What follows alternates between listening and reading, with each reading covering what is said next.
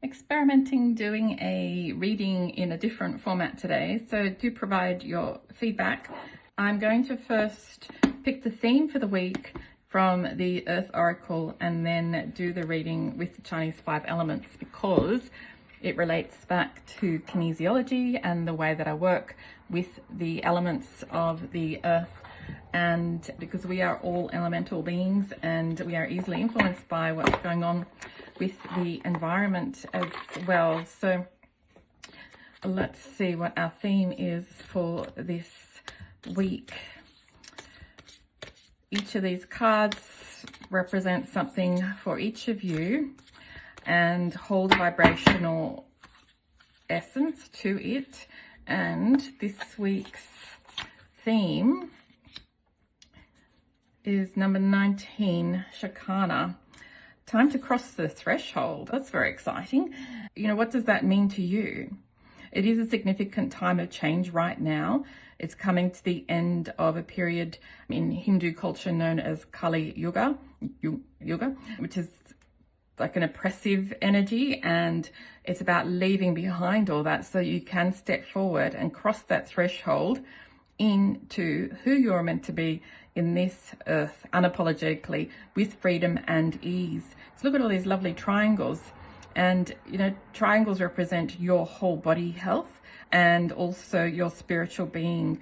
And so triangles in different patterns sort of form a star almost, and we need those, our physical selves, to be in alignment with our spiritual selves, which makes us whole and complete.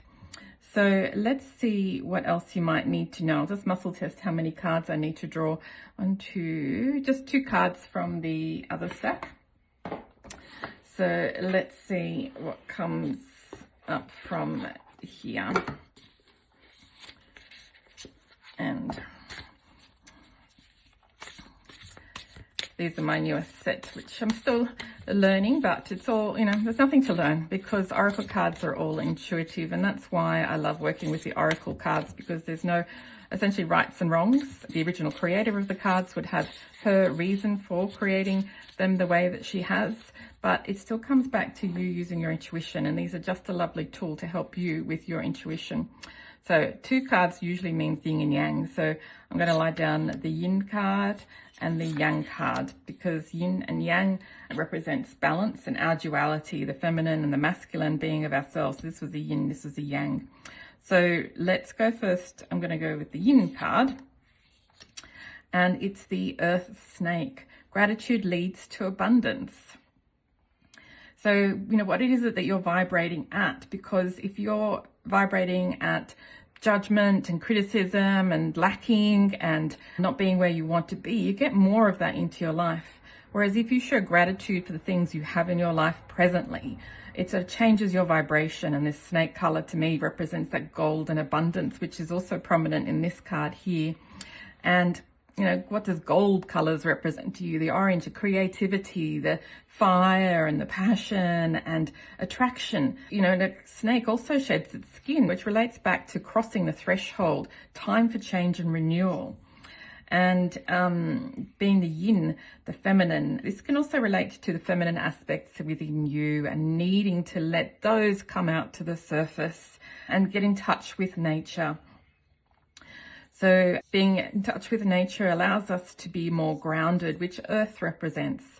Earth also represents the center of our core, of who we are, and being confident in who we are so that we can actually achieve our goals. And it's time for you to start doing that. I just noticed this crystal in the background as well. So maybe working with the gold color crystals such as a citrine or amber, all could be relevant right now for you.